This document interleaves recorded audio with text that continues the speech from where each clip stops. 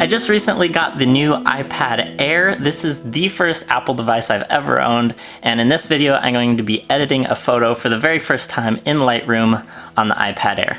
Alright, so here's the picture we're working with. This is a photo I took at a lake in Glacier National Park. Anyway, what I'm going to do is open up the light and turn down the highlights. This is going to darken the sky, bring in some more details to those clouds. I'm going to bring up the shadows. This brings in some more details into this hill and the trees there.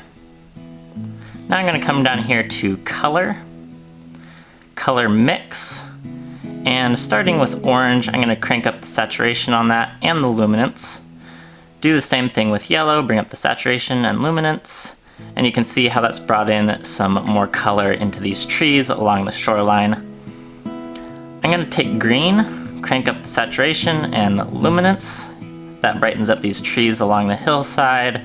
And then I'm going to take the hue slider and actually slide that all the way over towards yellow. I want to make these trees look more like fall trees. And it's not quite as yellow as I would like it to be, so I'm going to come up here to Profile, go to Browse, and choose Artistic 3. And that preset just makes anything green look more yellow. So I end up using that preset on a lot of stuff, just that Artistic 3 preset. Alright, I'm going to come down here, and this ball is the only red thing in the photo, and I would like it to be orange. So I'm going to just crank up the hue towards yellow, bring up the saturation on that a little bit. Now if I start adjusting the blue sliders, that's going to affect the mountains and the water a little bit there. So I'm just going to bring up the luminance on that a little bit so that those mountains in the background are a bit brighter, and then take the hue slider to the left a bit. Just change the color on that. Now I'm really wanting those trees to be even brighter orange that are on the mountain there, and we've already taken the saturation all the way up on the orange and yellows in the sliders. So I'm going to just have to resort to bringing up the vibrance on the overall photo, which I think that looks pretty good. So here's a before and after on our photo edit so far.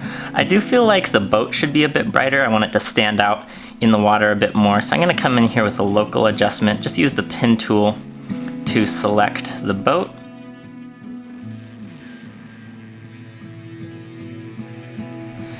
And now I'm just going to bring up the exposure on that a bit, maybe drop down the saturation and bring up the highlights and shadows, just making that stand out of the water a bit more.